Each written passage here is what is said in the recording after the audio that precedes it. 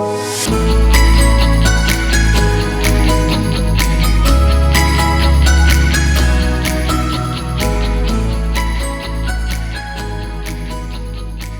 morning, good afternoon, good evening, wherever you are around the world, around the state, around the country, around the city. My name is Dr. Theresa J. Canada, the host of the Silk Stocking Sisters podcast. And today we have another fantastic guest, because you all know all my guests are fantastic, and they're special to me anyway. And I want to share them with you. So today we have a special guest. This is Brenda Powell, who happens to be a close friend, like a mother figure to me, even though she's not that old to be a mother figure. But anyway, she is. And I want to share the information that she has to talk about her experience, not just from Gary Public Schools, but with leading to college, where we met when we were in college together. And I would like to have her talk about that and our educational pursuits, how she left Gary, ended up going to college, and the things that impacted her in that journey. But let me tell you a little bit about her background.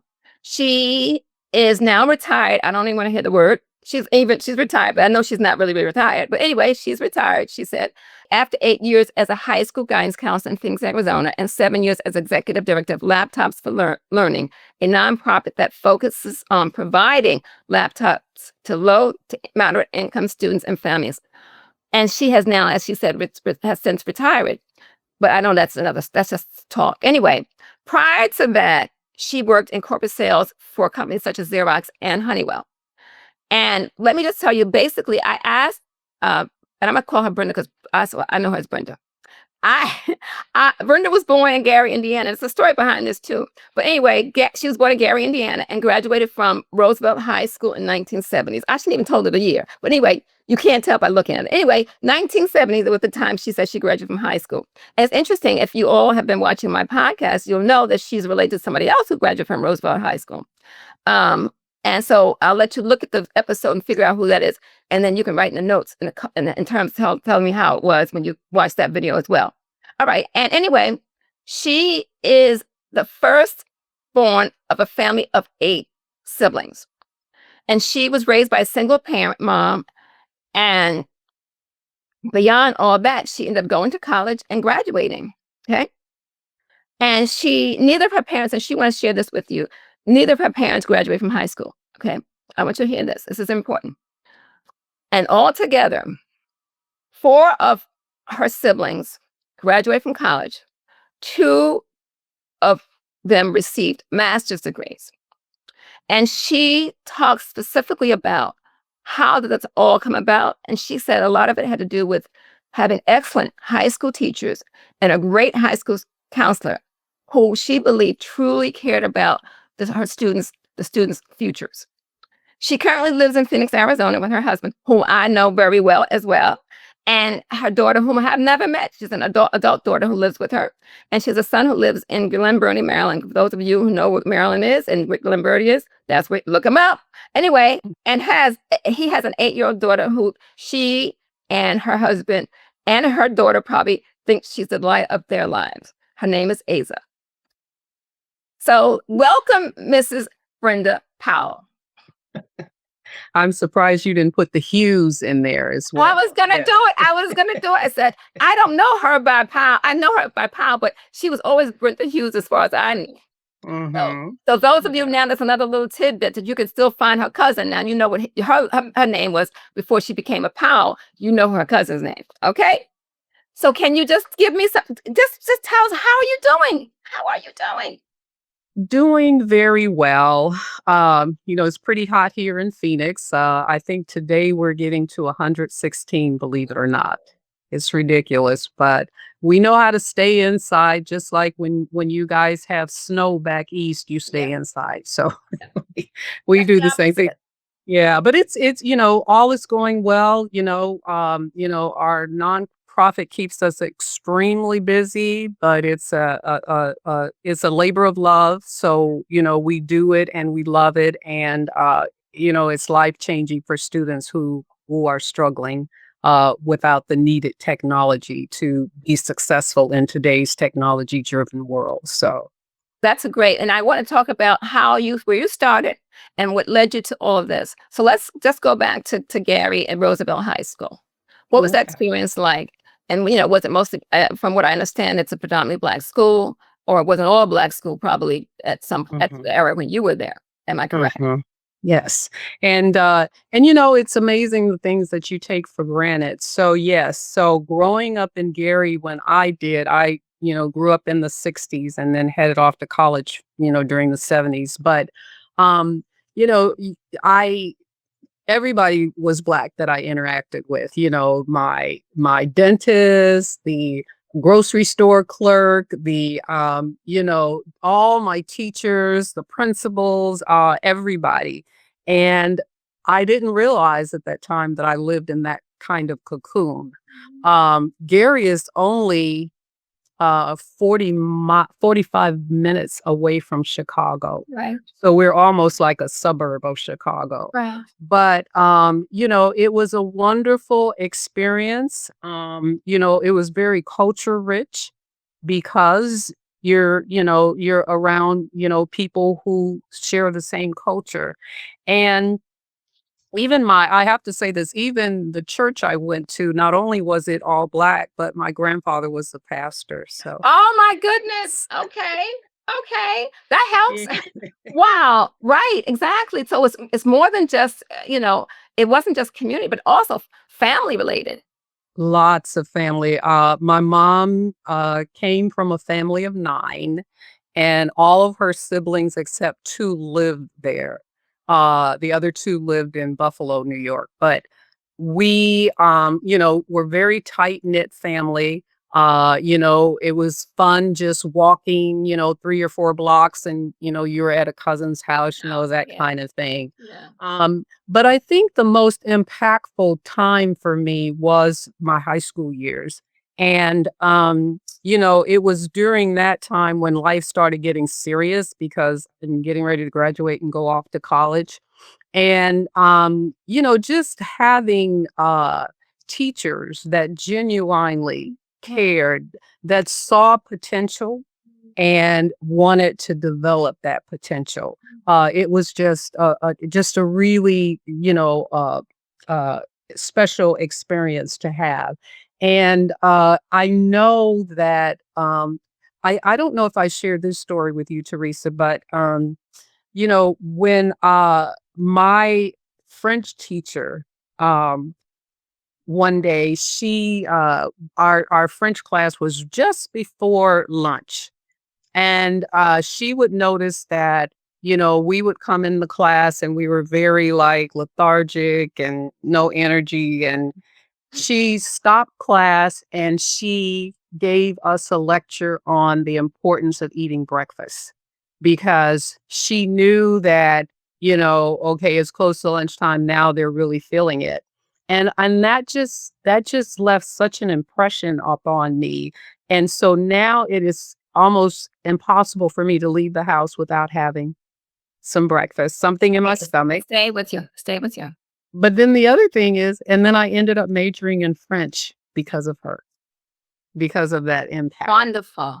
It really was. And and I know she's had so many, but I will never forget that. And so that's the kind of nurturing, that we experienced while we were there. I knew who the principal was. Principal knew who I was, I know your and parents and everything, right? exactly. And it wasn't a small high school. My graduating class was 600. That sounds like mine too. So large. Yeah. Yeah, about 600 students. So yeah, that was a really great experience. Okay. Well, there's a couple of things I want to just pinpoint on.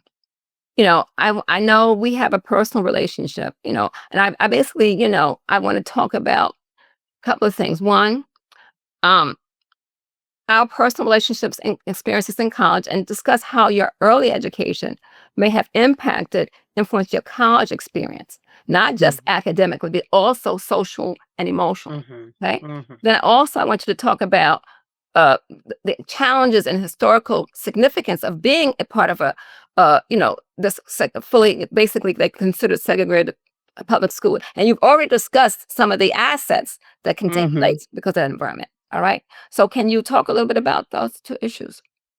Yeah, so again, when it was time to start getting serious about, colleges and, applying and so forth, um, I had one of the best counselors you could have.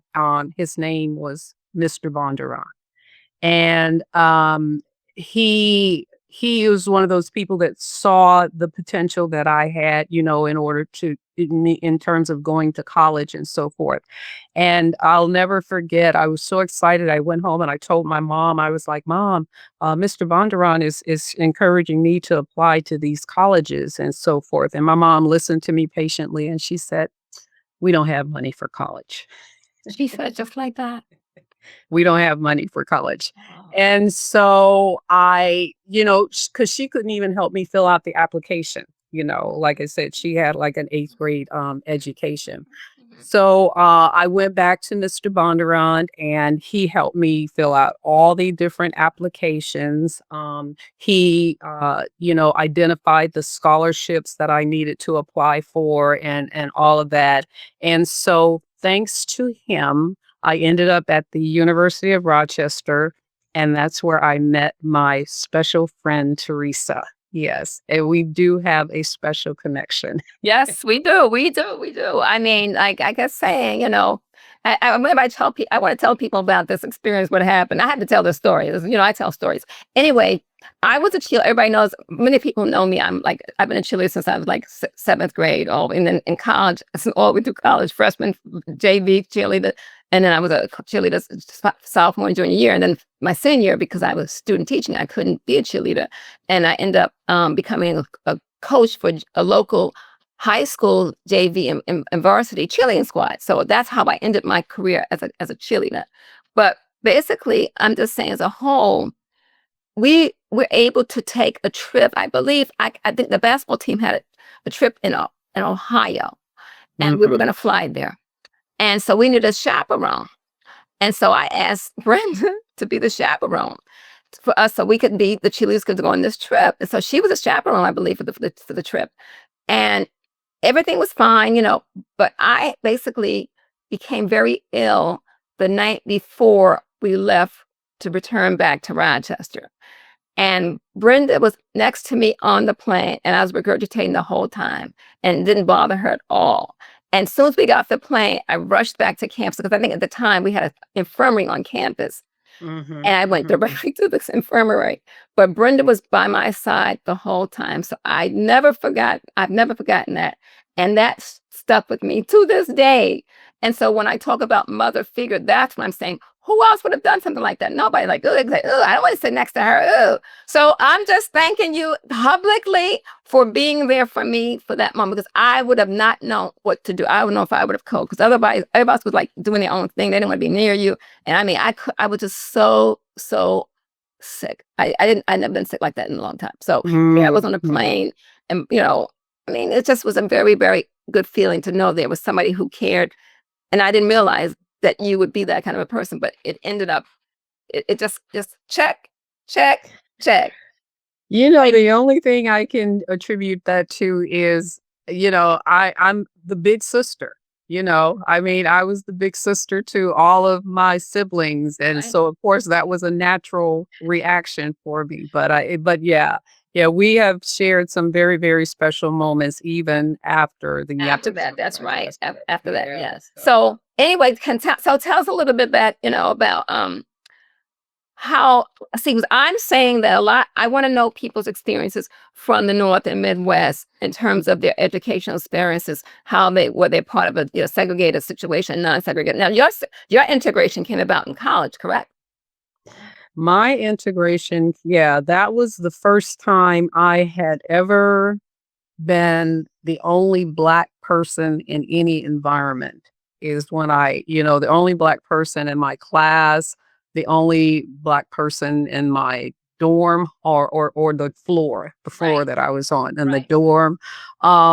They were very it surprised me how much of an adjustment that was.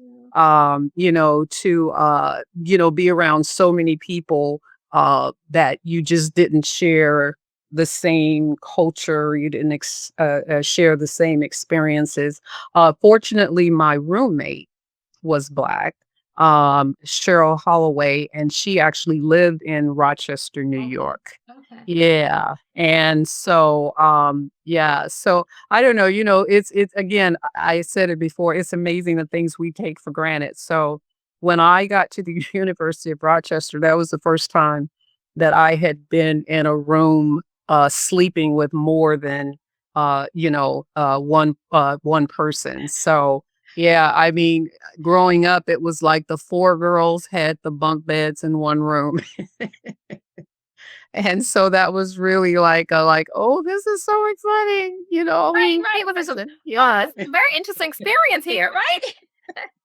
This works. Like, okay, there's lines. It was amazing. Yeah, the little things that I appreciated were, I have to laugh at myself, first time I had been had a shower because we only had a bathtub. We didn't have a shower.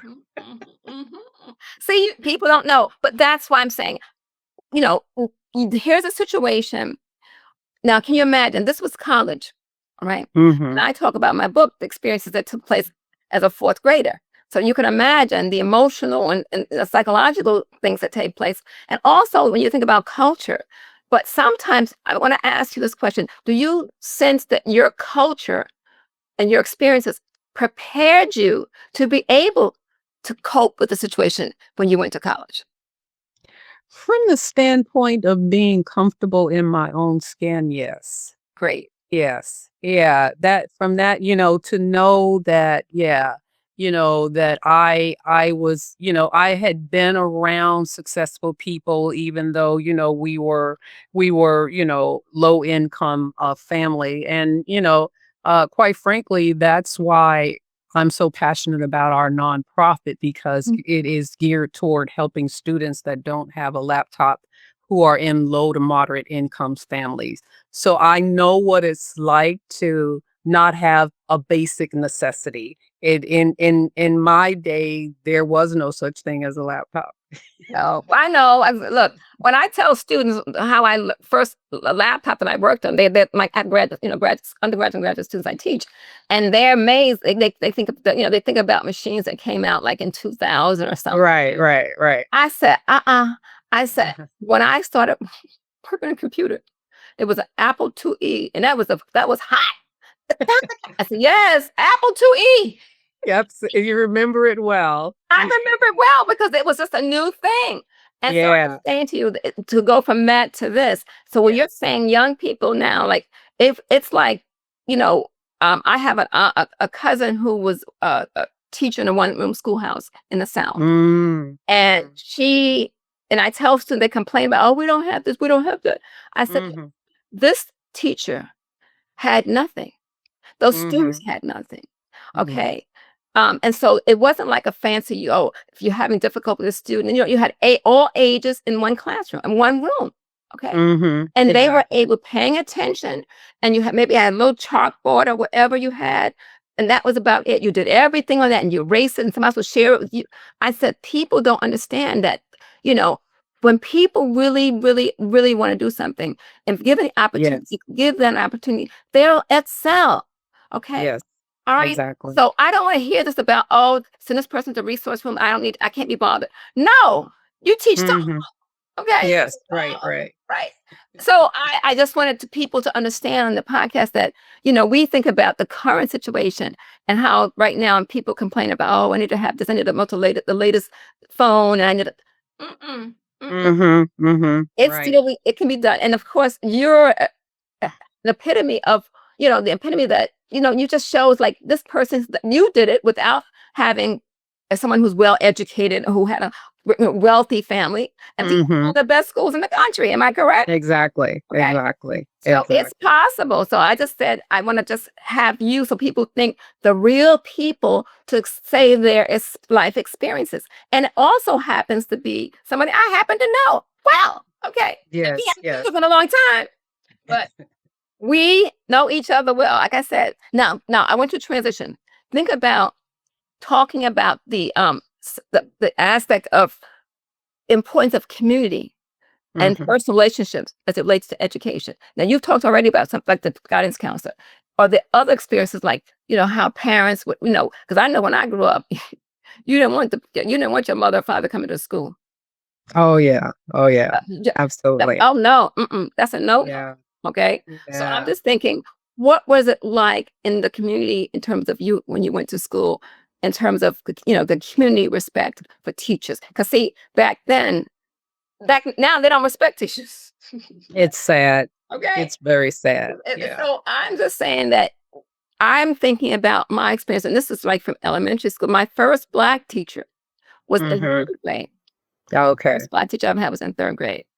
And that was then I think it was one English teacher in like 8th grade or something, and then high school, a math teacher. That was it. Mm, Okay. mm. So you Okay. think about how, there was no real personal the 3rd grade teacher, because I lived in my community, there was this community school. Those teachers, those Black teachers there, they had most Black teachers there. Because when I went to the other school, I didn't see any teachers of color in any place. But my point is the significance of how the teachers and the community people Mm, had a connection. mhm. Can you Exactly. describe that about your community as well? Yeah, so so even something as simple as my elementary school was Frederick Douglass Elementary School. Mhm. And then I went to Gary Roosevelt High School, but just be immersed in your history as a part of everyday life, and my siblings give me a hard time because I'm supposedly Miss Goody Two Shoes. So when they came along, they kept being compared to me, and they Oh, were yeah. No, that's a bad one, right? That's you have been at the end of yeah, fine, but the top is hard to follow that. It's your hard act I to follow, know. Brenda. Hard act to follow, and we all know that. But because you have these standards that are all the way up here. They are hilarious, the stories that they tell, because I did not realize that at the time, but it left quite an impression. And my sister, who's like second in line from me, she was the class clown. And on top Completely of opposite. Oh my gosh. They probably said, "Where are you coming from?" Right? You can't be related to you exactly. know. But she too, she graduated, she went on to college, she's married, got a beautiful family, they are doing extremely well. And teachers, and that's what happens when you feel that someone personally cares about Right. you. Thank you. Um, and I actually never even experienced racism, like in my face racism, until I went to college. Mhm. And then I had an appreciation because, so I'm a 10th grader, and, some of the seniors are going off to college, and in 11th graders, some of the seniors are going off to college. But I would notice they would come back very militant. And I would be like, what is that about? Well, I learned. You knew after you got to Rochester, you Sure, God, I was like, dang, how I know where this is coming from. that's what they're talking about. And again, I'm not saying it was an everyday thing. No. But it was like, "Oh, okay, yeah," so I I I don't know, you might like this, Teresa. I actually, recently discovered that I was growing up a sheltered ghetto church girl. Mhm. Mhm. I know that there's a lot of folks like that. That's not Yeah. a lot. Yeah, and I never would have considered myself sheltered, but I really was until I got to college.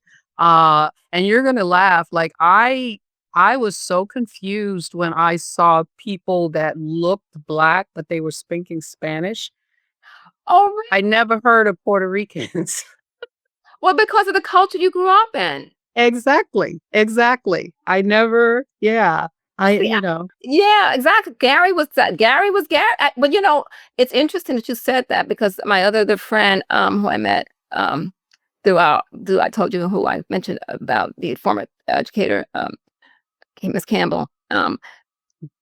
It's like it's like she grew up in Gary, so she's kind of insulated at the same different way. It's like an installation. Exactly. I can't Exactly. explain it, but you're saying something that's and she did very well. She, she went to college and so forth and so on, and did well and got a PhD and everything. So I'm just saying, but it's like we're just saying that it's a different perspective. It really is. If you're around only like black people, and you like, well, because it's a different culture thing. And I'm a New York City person, so I've seen everybody. Okay, Exactly. so Exactly. that was easy for Right. me to understand. But I can understand the fact that people, like I said, who were made from Gary, and they all saw each other, and that was it. Especially if the schools are still all black schools. And so I understand that as well, because you didn't interact with anybody really. You did not in your community, not in your school. Exactly. All right. We are self-sufficient, Yeah. So, and it just didn't, like I said, unless it was the store clerks when we went downtown to go shopping or Right. something, that was pretty That was much it. the only interaction.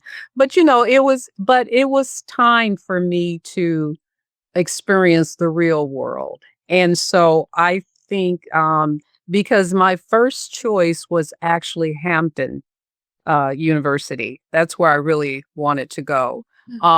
But, God knew better. He's like, okay, no, you need to experience what this world is outside of Gary. And so yeah, I do very much appreciate that opportunity at the University of Rochester. And I think you'll agree too, because there were so few of us Black students at the University of Rochester campus, we were a very close-knit group. Yes. Yeah. And so, we appreciate it. And did you come for the summer orientation? Yes, I did. And I think that was significant. It was significant. Yeah, because it allowed us to connect with one another prior to what I engaged with everybody else, all the exactly majority of the students. And I say that because my brother was accepted and he did not attend. And I was trying to convince my mother, let him go. He needs to go. Oh no, he's got this nice summer job. I said, no, I think that the fact that if he goes this summer, and lo and behold, he did not, we didn't make it through Rochester. I think he lacked that immersion, being connected with people. And he went straight from New York City public schools straight into Rochester, and not really any assimilation. And I think his, his younger brother, much younger brother, but still, it didn't. And he didn't make it to Rochester. He ended up having to transfer out. But I think that summer program is a good immersion program. That's helpful. And as you know, two of my classmates, we're still friends to this day. We get together every year. Yeah, that's great. So, I mean, I don't think that would have occurred if we hadn't met in that summer program. Well, you know what? And I really don't think I would have made it through the whole 4 years without that summer program. And I know that sounds, but it really, because it was a huge adjustment for me.